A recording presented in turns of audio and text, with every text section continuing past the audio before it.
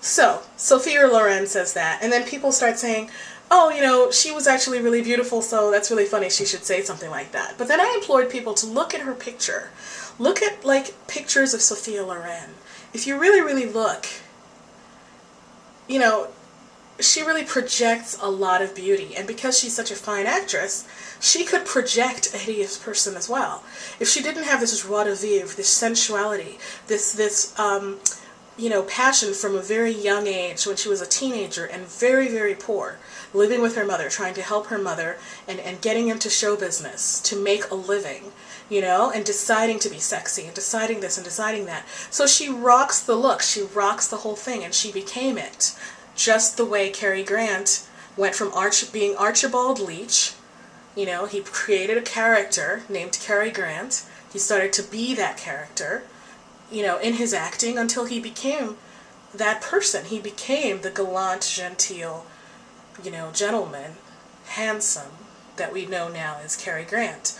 But he didn't always, he was always kind of good looking, but he really developed who we now know as Cary Grant. So it's 90% energy in what you project. And this is why, and I mentioned that you see celebrities, some of whom are really not very attractive, but have somehow managed to convince the world that they're the sexiest people on the planet. They have these odd features. I'm not even going to give any examples, because I don't want to focus on that. But, I notice these things because when I was thinking about, I want to be beautiful, I just kind of started seeing examples of people who were successful, who weren't necessarily beautiful, and people who were considered very beautiful and sexy, who were not really actually beautiful.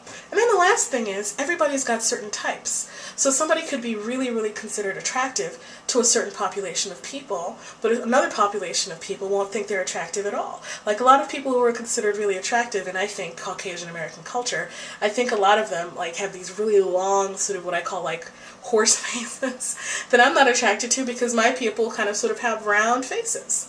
And, most of us aren't super duper tall, so I'm kind of attracted to that as far as female beauty, and then male beauty is another thing.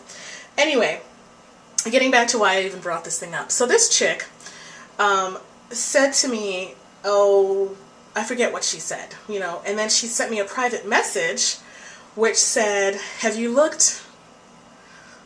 It's really hurt my feelings. I posted it too to share. So the subject was, physical appearance is not that important, which I agree with. And then she said, have you looked in the mirror lately? No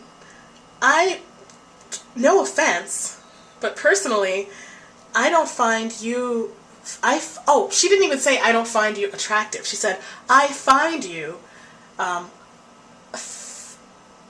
physically unattractive, both in face and body. That she says this to me, right? And then she says something, I don't mean to offend, but God bless you, see you later, or whatever. I was like, oh no.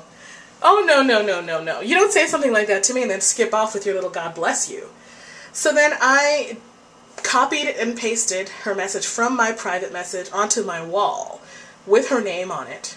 And I responded to her and I said, basically,